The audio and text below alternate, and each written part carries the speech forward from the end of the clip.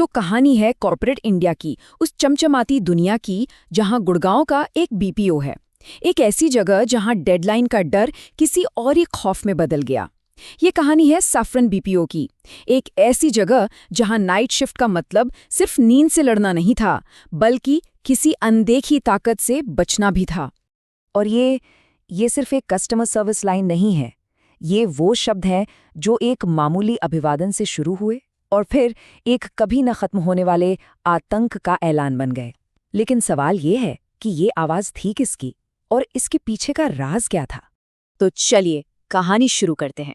सोचिए, एक बिल्कुल आम सी रात है। सैफरन बीपीओ का ऑफिस फ्लोर कीबोर्ड की टिक टिक और हेडसेट से आती धीमी आवाजों से गूंज रहा है।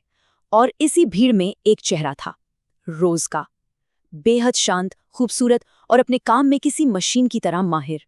तो रोज का ना एक फिक्स रूटीन था। वो आती, अपने डेस्क पर बैठती और बस काम में डूब जाती, किसी से कोई फालतू बात नहीं।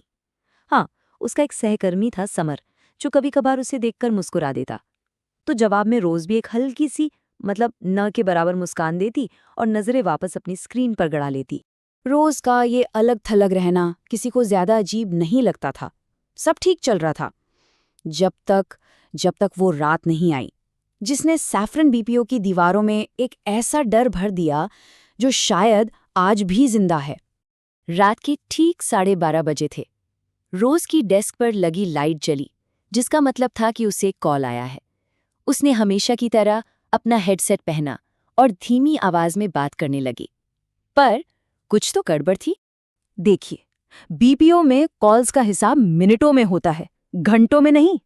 1 घंटा बीता, फिर 2। रोज उसी कॉल पर थी। उसके आसपास के लोग कानापूसी करने लगे। भाई, ऐसी कौन सी कस्टमर प्रॉब्लम थी जो घंटों से खत्म ही नहीं हो रही थी? जब टीम लीडर को शक हुआ तो उसने रोज की लाइन कनेक्ट करके सुनी, और यकीन मानिए, जो उसने सुना उससे उसके रोंगटे खड़े हो गए। रोज किसी से बात कर ही नहीं रही थी। लाइन के दूसरी तरफ मौत जैसा सन्नाटा था। और जैसे ही रोज को एहसास हुआ कि उसे सुना जा रहा है, उसने सबसे नजरें मिलाईं। उसकी आंखों में गुस्सा नहीं, बल्कि एक अजीब बर्फीली ठंडक थी। उसने एक झटके में फोन काटा, अपना सामान उठाया और बिना एक शब्द कहे ऑफिस से बाहर निकल गई। उसे फिर कभी किसी ने नहीं देखा। 1 दिन, 2 दिन, 3 दिन रोज का कोई अता पता नहीं था। फोन भी बंद था। तो परेशान होकर कंपनी ने उसके दिए गए एड्रेस पर किसी को भेजा, ये जानने के लिए कि वो ठीक तो है। पर वहां जो सच मिला वो किसी के भी होश उड़ाने के लिए काफी था। उस पते पर एक परिवार रहता था जिन्होंने बताया कि रोज उनकी ही बेटी थी। मतलब उसकी मौत तो 8 साल पहले ही हो चुकी थी। ये सुनते ही ऑफिस में कोहराम मच गया। अगर रोज 8 साल पहले मर चुकी थी तो फिर वो कौन थी जो महीनों से उनके साथ काम कर रही थी? 8 साल, पूरे 8 साल।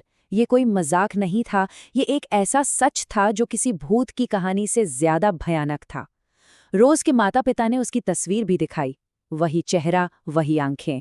अब सबके मन में एक ही सवाल घूम रहा था, तो फिर रोज के डेस्क पर कौन बैठता था? रोज के नाम से कंप्यूटर लॉगिन कौन करता था?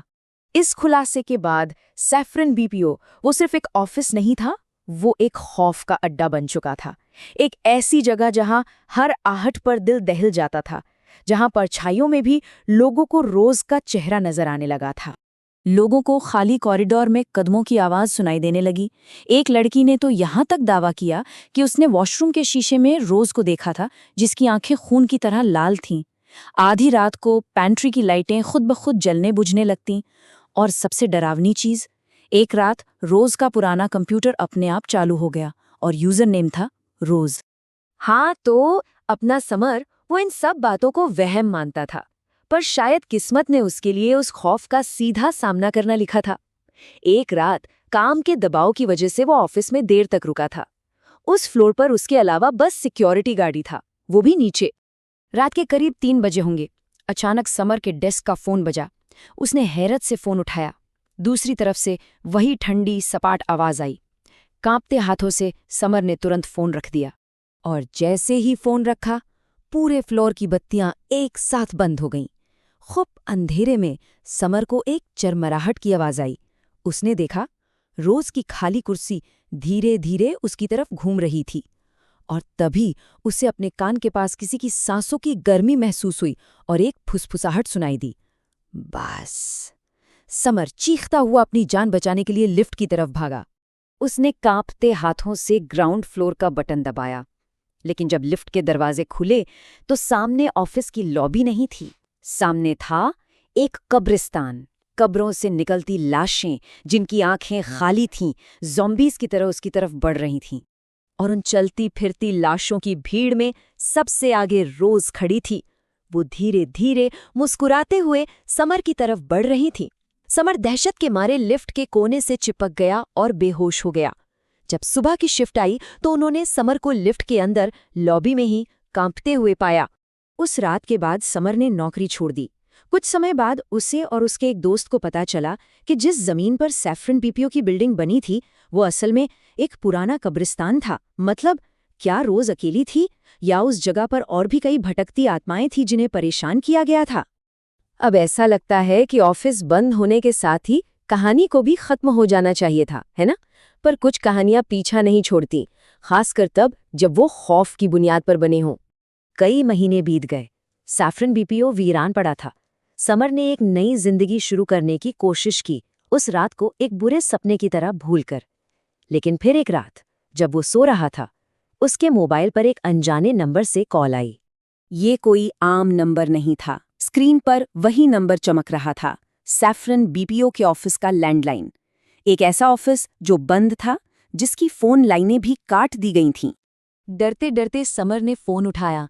दूसरी तरफ से कोई चीख या कोई डरावनी आवाज नहीं आई, बस वही 3 शब्द सुनाई दिए जिसने उसकी रातों की नींद छीन ली थी। रोज आज भी कॉल पर थी। तो ये कहानी हमें कुछ अनसुलझे सवालों के साथ यहीं छोड़ जाती है। क्या रोज की आत्मा आज भी उस वीरान बिल्डिंग में फंसी हुई है कॉल करने के लिए, या वो बस ये बताना चाहती है कि कुछ कहानियां कभी खत्म नहीं होती? और सबसे बड़ा सवाल, एक ऐसी फोन लाइन से कॉल आ भी कैसे सकती है जो सालों पहले बंद हो चुकी है?